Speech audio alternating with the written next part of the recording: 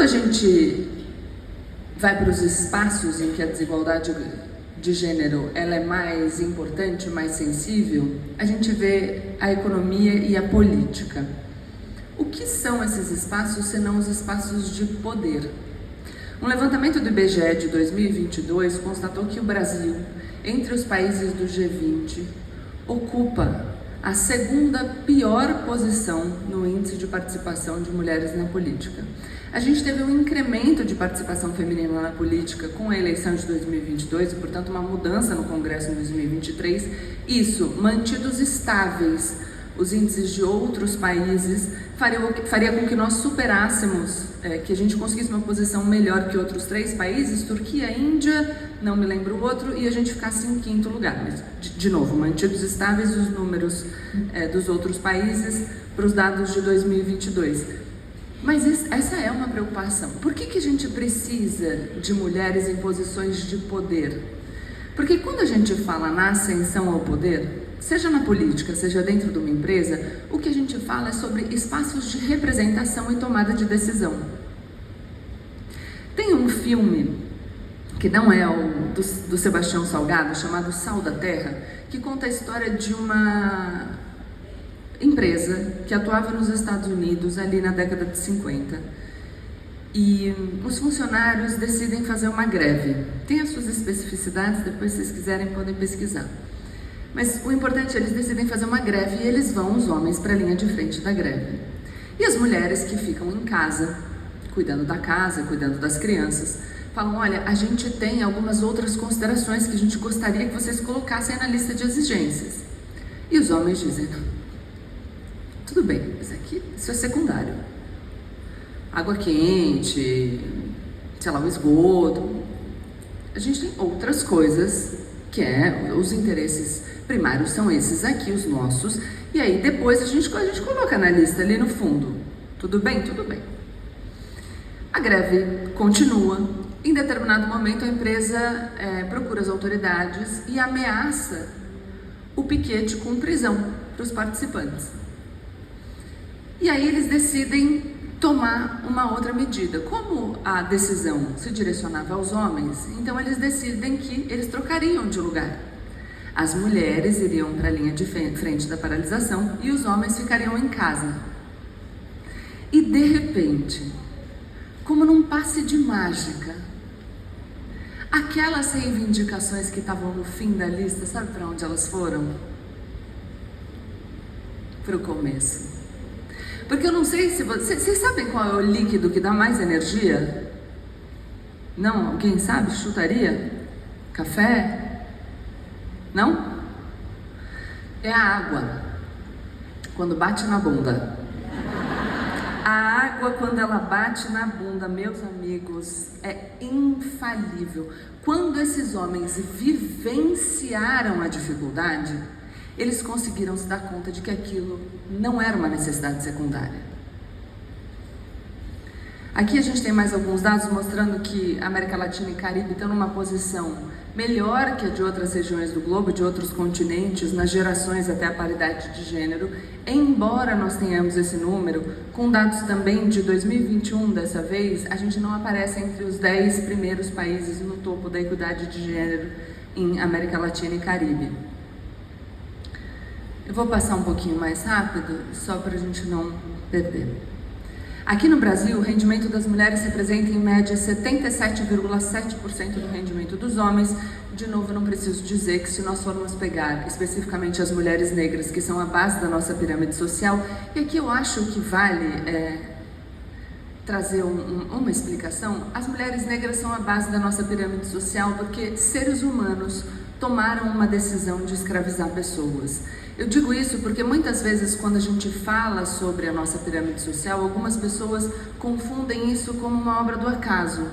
Nossa, de repente a gente se configurou dessa maneira como sociedade e não há nada que nós possamos fazer. Não há sim o que nós possamos fazer porque isso decorre de uma decisão humana que estruturou a sociedade dessa maneira.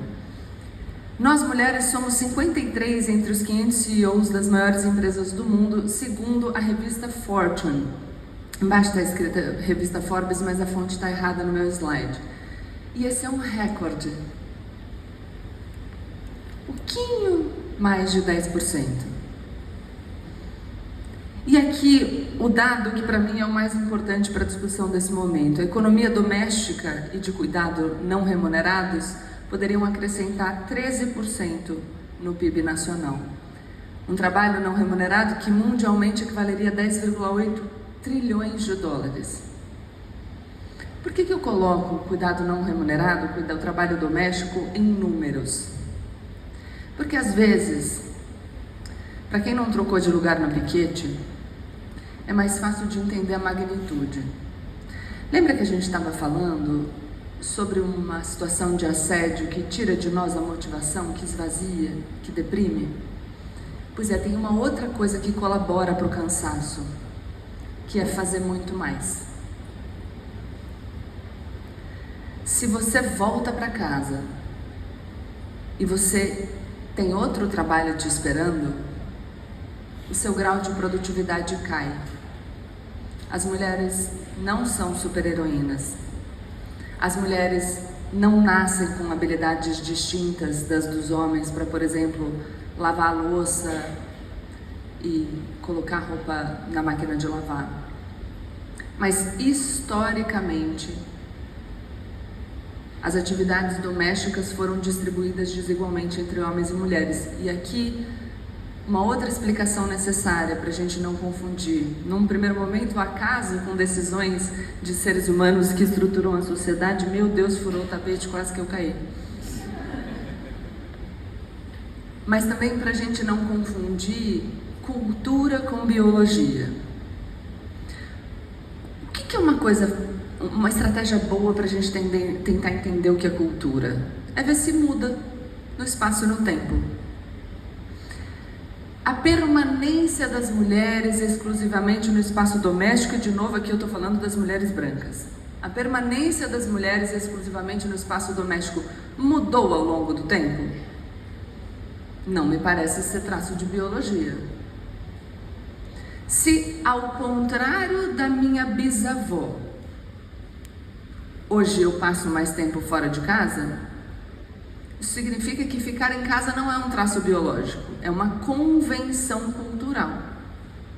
O próprio cuidado maternal é uma convenção cultural. É recente, historicamente falando, que a principal responsável pelos filhos seja a mãe. Os filhos eram entregues para a criação por outras pessoas.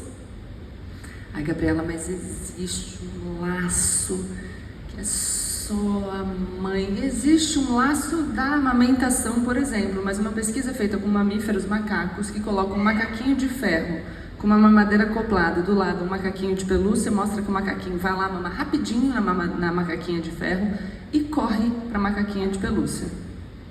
Afeto todo mundo pode dar. Então, redistribuir o trabalho doméstico é fundamental. Deixa eu voltar mais um. Para que nós possamos garantir uma equidade na evolução feminina nas carreiras. E esse dado continua sendo relevante porque, afinal, a gente vai pensar, mas dentro da iniciativa privada, como é que eu posso fazer para trabalhar com a redistribuição das tarefas domésticas? Primeiro, a gente pode se posicionar como cidadãos, porque a gente não atua em só uma esfera da nossa vida. Segundo, que a gente pode repensar critérios de avaliação. Com a pandemia e com a nossa maior facilidade de instituir, mesmo que em alguns dias da semana, o trabalho remoto, a gente percebeu um incremento na produtividade feminina e na possibilidade de as mulheres se candidatarem a cargos que elas não se candidatariam, porque elas conseguem gerir melhor o seu tempo e, consequentemente, equilibrar essa função doméstica com a sua função profissional. Mas as pesquisas mostram que muitas vezes nas avaliações de desempenho, a presença física no escritório ainda é mais valorizada do que o trabalho remoto. Então, essa é uma discussão aberta que precisa ser estabelecida para que, de fato, as mulheres possam crescer nas suas carreiras, até porque aquele relatório que a McKinsey faz com o Lean In todos os anos, há 9 anos constata uma mesma tendência. Nos estágios iniciais da carreira, nas primeiras promoções, para cada 100 homens que são promovidos a um cargo de gestão, apenas 80 mulheres são promovidas. O que significa essa promoção mais rápida de um homem no estágio inicial da carreira? Eu vou fazer uma conexão com a publicação da Claudia Goldin, que ganhou o Prêmio Nobel de Economia em 2023, falando sobre gênero. O que ela diz basicamente é que enquanto o modelo de trabalho for um modelo que recompensa pagando mais, flexibilidade de horário e dedicação absoluta, a gente não vai conseguir fechar esse gap. A menos que a gente redistribua a responsabilidade com o cuidado doméstico. E aí vamos pensar na prática, um casal jovem, que daqui a pouco vai decidir ter filho. Os dois começaram ao mesmo tempo a sua jornada profissional. O homem recebe uma promoção primeiro do que a mulher, ele passa a ganhar mais. Mesmo que eles sejam um casal equilibrado, quando eles vão decidir quem é que vai se afastar da vida profissional para cuidar daquela criança, a decisão, que pode nesse caso nem ser em virtude de um estereótipo de gênero, em decorrência do dinheiro, vai recair sobre a mulher. Porque ele recebeu a promoção, ele ganha mais. Ela não recebeu a promoção, ela ganha menos. E, consequentemente, a saída dele significaria uma perda de patrimônio maior para o casal. E a gente sabe que filho custa caro.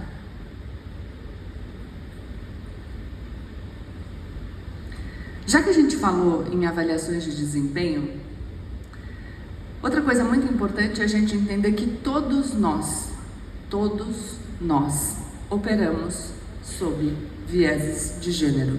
Não falo todos nós para dizer todos vocês, eu digo todos nós. Eu me incluo nesse lugar.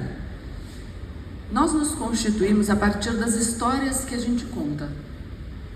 O mundo e os significados são um punhado de histórias contadas e compartilhadas por muitas pessoas. O Yuval Harari, que é um autor que todo mundo deve conhecer, fala exatamente sobre isso no Sapiens ao dizer que o superpoder do Homo sapiens é justamente a capacidade de criar mitos compartilhados.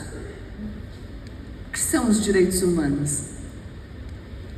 Histórias que a gente estruturou sobre os direitos humanos e que a gente convenciona em acreditar conjuntamente. Então, a gente acredita também conjuntamente naquilo que nos foi ensinado ao longo dos anos. Essa história da Catherine e do George é uma história muito ilustrativa. A Catherine é uma escritora. Ela escreveu um manuscrito e decidiu mandar para os amigos, porque não dá para mandar para o avaliador logo de cara, né? A gente pede para os amigos. Mandou para os amigos escritores falaram: Catherine, tá ótimo, maravilhoso, manda que você vai ter muito sucesso. Ela mandou para alguns editores, 50. 2 responderam. E a Catherine ficou muito intrigada. Porque o trabalho, disseram os colegas dela, era bom, o trabalho era bom. Então ela decide fazer uma pequena mudança no conteúdo. Não. A Catherine astutamente decide mudar o que, gente? O remetente. E aí a Catherine virou o George. O mesmo trabalho, exatamente igual. Mas aí não só ela recebeu muito mais respostas, como mesmo nas negativas ela recebeu o quê? Dica para melhorar. Porque afinal o George pode melhorar. A Marianne Sigert, uma jornalista britânica, escreveu um livro chamado A Lacuna de Autoridade, que é a edição brasileira eu tive o prazer de prefaciar. E ela traz relatos impressionantes de pessoas que fizeram uma transição. E ela conta de uma professora, agora professora, que estava participando de um congresso e ouviu alguém comentar sobre a sua performance. Nossa, esse professor é maravilhoso, muito melhor que a irmã dele, que era ele. A pessoa era a mesma. que mudou era Sarau a Meio Mulher.